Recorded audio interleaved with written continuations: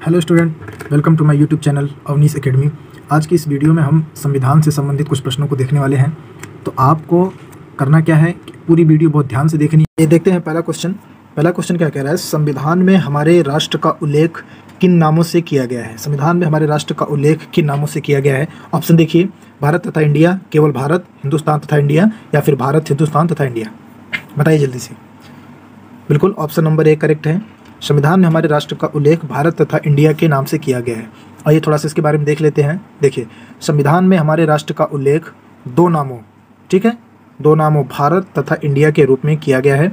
अनुच्छेद आर्टिकल 1 में उल्लेख करता है कि भारत अर्थात इंडिया राज्यों का संघ होगा, यानी India that is Bharat shall be A union of states. ठीक है, आइए अगला क्वेश्चन देखते हैं। अगला क्वेश्चन क्या कह रहा है? अगला क्वेश्चन कह रहा है, निम्नलिखित में से कौन भारत को धर्मनिरपेक्ष राज्य वर्णित करता है? भारत को कौन धर्मनिरपेक्ष राज्य वर्णित करता है? ऑप्शन देखिए, जल्दी से उत्तर बताइए। बिल्कुल संविधान की प्रस्तावना। ठीक है, संविधान की प्रस्तावना भारत को धर्मनिरपेक्ष राज्य वर्णित करता है। इसके बारे में थोड़ा देख लेते हैं। देखिए, संविधान की प्रस्तावना के तहत भारत को पंथ निरपेक्ष राज्य वर्णित किया गया है। यह शब्द संविधान में 42वें संशोधन सन 1976 से जुड़ा गया है। ठीक, आइए अगला क्वेश्चन देखते हैं। अगला क्वेश्चन है, निम्नलिखित में से कौन सा शब्द सन 1975 में भारतीय संविधान की प्रस्तावना में सम्मिलित नहीं था? ठीक है, 1975 में भारतीय संविधान की प्रस्तावना में सम्मिलित नहीं था। ऑप्शन देखिए और जल्दी से बताइए। बिल्कुल ऑप्शन नंबर डी, यानी अखंडता शब्द सन 1975 के भारतीय संविधान की प्रस्तावना में सम्मिलित नहीं था। क्या? अखंडता। आइए इसके बारे में देख लेते हैं थोड़ा।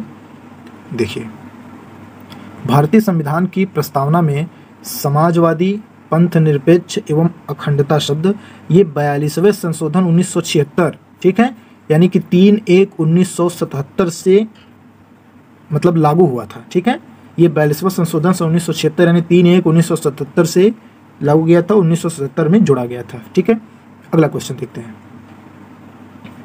अगला क्वेश्चन है, भारतीय संविधान की प्रस्तावना में भारत को किस रूप में घोषित किया गया है? ठीक है, भारत को किस रूप में घोषित किया गया है?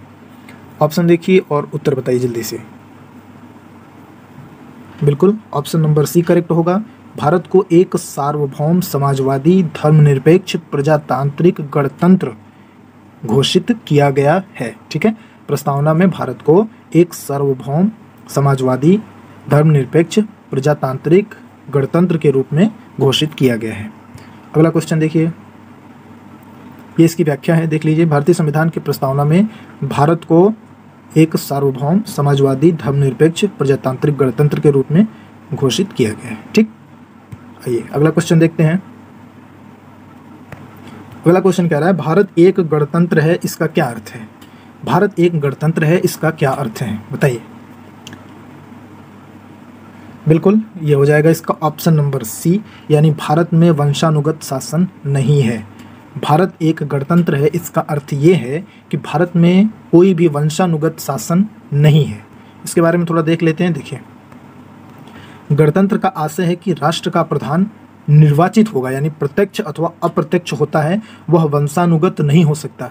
इस प्रकार भारत एक गणतंत्र है। ठीक है, भारत में वंशानुगत शासन बिल्कुल भी नहीं है। यहाँ पर राष्ट्र का प्रधान निर्वाचित किया जाता है, प्रत्यक्ष या अप्रत्यक्ष रूप से। ठीक है, अगला क्वेश्चन देखिए। अगला क्वेश्चन है दोस्त, भारत के संदर्भ में निम्नलिखित में से कौन धर्मनिरपेक्ष शब्द का सही भाव व्यक्त करता है? धर्मनिरपेक्ष शब्द का सही भाव कौन सा व्यक्त करता है? बताइए। बिल्कुल ऑप्शन नंबर डी, यानी भारत में राज्य का कोई धर्म नहीं है। भारत में राज्य का कोई भी धर्म नहीं है। ठीक है, आइए इसके बारे में थोड़ा देख लेते हैं। देखिए, भारत के पंथ निरपेक्ष, धर्मनिरपेक्ष राज्य होने का सही भाव यह है कि भारत में राज्य का अपना कोई धर्म नहीं है, यानी सभी धर्मों को राज्य द्वारा समान प्रशय अपेक्षित है, यानी सभी धर्मों की सुरक्षा करना राज्य का एक धर्म है। ठीक है, आइए अगला क्वेश्चन देखते हैं। अगला क्वेश्चन है, निम्नलिखित में से कौन सा शब्द भारत के संविधान की उद्देशिका में नहीं है? ठीक है, निम्नलिखित में से कौन सा शब्द भारत के संविधान की उद्देशिका में नहीं है? बताइए। समाजवादी, पंथ निरपेक्ष, प्रभुता संपन्न या फिर लोक कल्याण? बताइए। बिल्कुल ऑप्शन नंबर डी यानी कि लोक कल्याण शब्द भारत की उद्देशिका में नहीं है। आइए देख लेते हैं इसके बारे में थोड़ा। देखिए,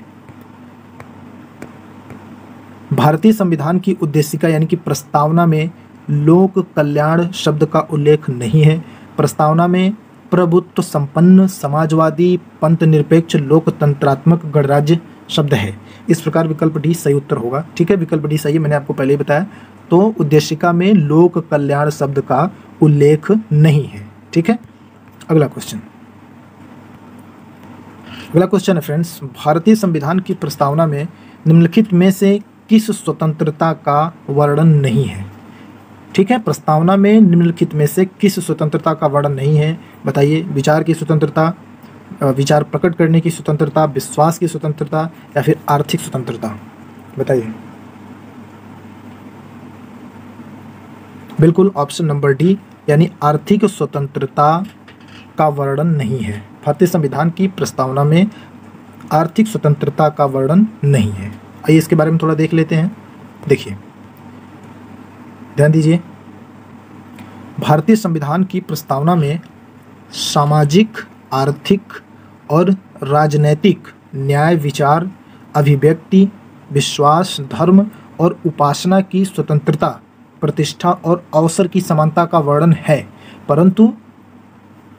परंतु इसमें आर्थिक स्वतंत्रता का उल्लेख नहीं है। ठीक है, परंतु आर्थिक स्वतंत्रता का इसमें उल्लेख नहीं है। ठीक है, आर्थिक स्वतंत्रता का उल्लेख नहीं है। अगला क्वेश्चन देखते हैं। देखिए, अगला क्वेश्चन है, भारतीय संविधान का कौन सा भाग संविधान की आत्मा कहलाता है? बताइए। भारतीय संविधान का कौन सा भाग संविधान की आत्मा कहलाता है? बताइए।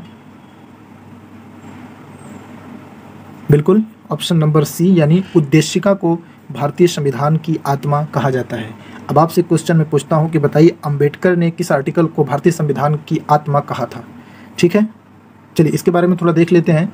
देखिए, ध्यान दीजिए, भारतीय संविधान की उद्देशिका को संविधान की आत्मा कहा जाता है। ठीक है, भारतीय संविधान की उद्देशिका को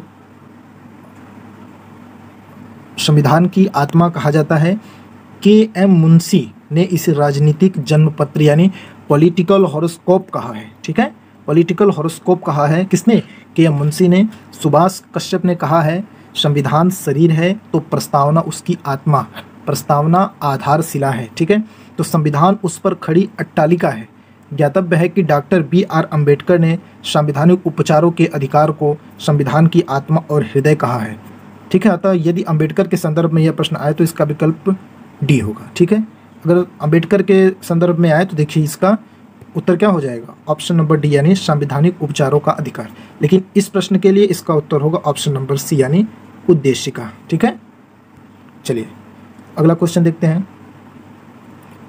अगला क्वेश्चन है, निम्नलिखित में से किस वाद में उच्चतम न्यायालय ने धारणा प्रस्तुत की कि उद्देशिका संविधान का भाग है? ठीक है, किस वाद में उच्चतम न्यायालय ने धारणा प्रस्तुत की कि उद्देशिका संविधान का भाग है? बताइए। यूनियन ऑफ इंडिया बनाम डॉक्टर कोहली, बनारसी दास बनाम स्टेट ऑफ यूपी, बम्बई बनाम यूनियन ऑफ इंडिया या फिर मलक सिंह बनाम स्टेट ऑफ पंजाब? बताइए। बिल्कुल इसमें आपका करेक्ट हो जाएगा ऑप्शन नंबर सी यानी बम्बई बनाम यूनियन ऑफ इंडिया। बम्बई बनाम यूनियन ऑफ इंडिया के मामले में सुप्रीम कोर्ट ने कहा था कि उद्देशिका संविधान का भाग है। आइए इसके बारे में थोड़ा देख लेते हैं। देखिए, बम्बई बनाम यूनियन ऑफ इंडिया के मामले में उच्चतम न्यायालय यानी सुप्रीम कोर्ट ने कहा कि उद्देशिका संविधान का अभिन्न अंग है। ठीक है, उद्देशिका यानी प्रस्तावना संविधान का अभिन्न अंग है। केशवानंद भारती बनाम केरल राज्य के मामले में भी अधिकांश न्यायाधीशों ने इसे संविधान का भाग माना था। ठीक है, केशवानंद भारती बनाम केरल राज्य के मामले में भी ये अधिकांश न्यायालयों ने इसे संविधान का भाग माना था। ठीक, आइए अगला क्वेश्चन देखते हैं। मौलिक अधिकार से संबंधित क्वेश्चन देखिए। मौलिक अधिकार कभी भी निलंबित नहीं किया जा सकता। प्रधानमंत्री के निर्देशों से निलंबित हो सकता है, राष्ट्रपति की इच्छा पर निलंबित हो सकता है या फिर आपातकालीन स्थिति में निलंबित किए जा सकते हैं। बताइए मौलिक अधिकार के विषय में कौन सा ऑप्शन सही है? बिल्कुल ऑप्शन नंबर डी, यानी मौलिक अधिकार आपातकालीन स्थिति में निलंबित किए जा सकते हैं। ठीक है, मौलिक अधिकार आपातकालीन स्थिति में निलंबित किए जा सकते हैं। ठीक, आइए थोड़ा सा इसके बारे में देख लेते हैं, ध्यान दीजिए। देखिए मौलिक अधिकार के बारे में थोड़ा सा ध्यान दीजिए। देखिए मौलिक अधिकार नैसर्गिक, ठीक है, एवं अप्रतिदेय अधिकार है जो राज्य कृत्य के विरुद्ध एक गारंटी के रूप में है। ठीक है, राज्य कृत्य के विरुद्ध एक गारंटी के रूप में है। इन्हें केवल आपातकालीन स्थिति में ही निलंबित किया जा सकता है। आर्टिकल 358 एवं 359 में मूल अधिकारों के निलंबन संबंधी प्रावधानों का वर्णन किया गया है। ठीक, अनुच्छेद 358 में और 359 में मूल अधिकारों के निलंबन संबंधी प्रावधानों का वर्णन किया गया है। ठीक है, आप जाके देख लीजिएगा, 358 एवं 359 में मूल अधिकारों के निलंबन संबंधी प्रावधान बताए गए हैं। ठीक, आइए अगला क्वेश्चन देखते हैं। अगला क्वेश्चन है फ्रेंड, भारतीय संविधान में किस अनुच्छेद के अंतर्गत नागरिकों को मौलिक अधिकार प्रदान किए गए हैं? ठीक, किस अनुच्छेद के अंतर्गत नागरिकों को मौलिक अधिकार प्रदान किए गए हैं? बताइए, अनुच्छेद 112 से 115 में, या अनुच्छेद 112 से 35 में, अनुच्छेद 222 से 235 में, या फिर इनमें से कोई नहीं? बताइए। बिल्कुल अनुच्छेद 12 से 35 में मौलिक अधिकार का वर्णन किया गया है भारतीय संविधान में। ठीक है, 12 से 35 में मौलिक अधिकारों का वर्णन किया गया है। आइए देख लेते हैं। देखिए भारतीय संविधान के भाग 3 में अनुच्छेद 12 से 35 तक मौलिक अधिकारों का वर्णन किया गया है। वर्तमान में कुल 6 मौलिक अधिकार प्रदान किए गए हैं। ठीक, वर्तमान में कुल कितने मौलिक अधिकार प्रदान किए गए हैं? कुल 6 मौलिक अधिकार प्रदान किए गए हैं। आज के लिए बस इतना ही, मिलते हैं फिर नेक्स्ट वीडियो में। थैंक यू, धन्यवाद, जय हिंद, जय भारत।